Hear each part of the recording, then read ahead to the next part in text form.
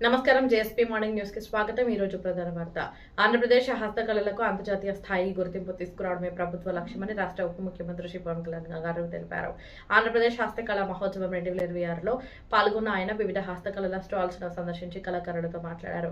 Battery లేకుండా పనిచేసే శాస్త్రీయ చెక్క బొమ్మలను పరిశీలించిన ఆయన ప్రతి పంచాయతీ పరిధిలోని ప్రభుత్వ పాఠశాలల్లో ఇటువంటి సైంటిఫిక్ బొమ్మలను ఏర్పాటు చేయాలని సూచించారు। సవర గిరిజన కళాకారులతో మాట్లాడి ప్రతి కళాఖండంపై QR కోడ్ ఏర్పాటు చేసి కళాకారుడి పేరు ఆ కళ వెనుక ఖాతాను పొందుపరచాలని అధికారులు ఆదేశించారు। హస్త కళాకారులు ఎదుర్కొంటున్న ఆరోగ్య సమస్యలను దృష్టిలో ఉంచుకొని క్లస్టర్ల వారీగా ప్రత్యేక వైద్య శిబిరాలు నిర్వహించాలని సూచించారు। అలాగే హస్తకళల అభివృద్ధికి బీబీజీ రామ్జీ పథకం కింద కామన్ ఫెసిలిటీ సెంటర్లను ఏర్పాటు చేయాలని ఆదేశించారు। ఈ సందర్భంగా లేపాక్షి ఈ-కామర్స్ యాప్ను శ్రీ పవన్ కళ్యాణ్ గారు ఆవిష్కరించారు।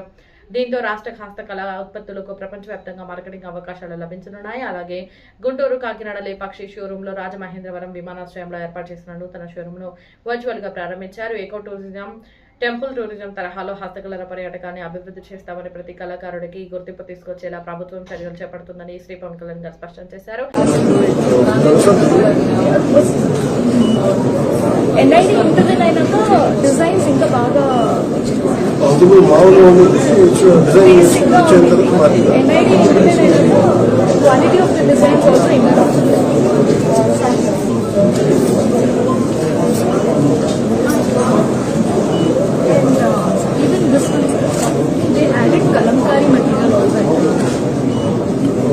So, ఇంకా స్ట్రెంత్ ఎక్కువ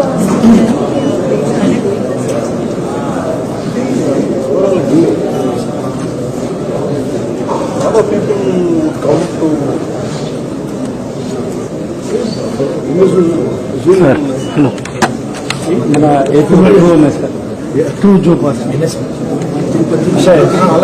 ఎక్కువ టూ సాటిస్ఫాక్టరీ ఫారెస్ట్ డిపార్ట్మెంట్ చేసుకోవాలి। ఆ రోజుకి వచ్చినప్పుడు ఎంత తాళలేదు దానికి ఎదురు పెడితే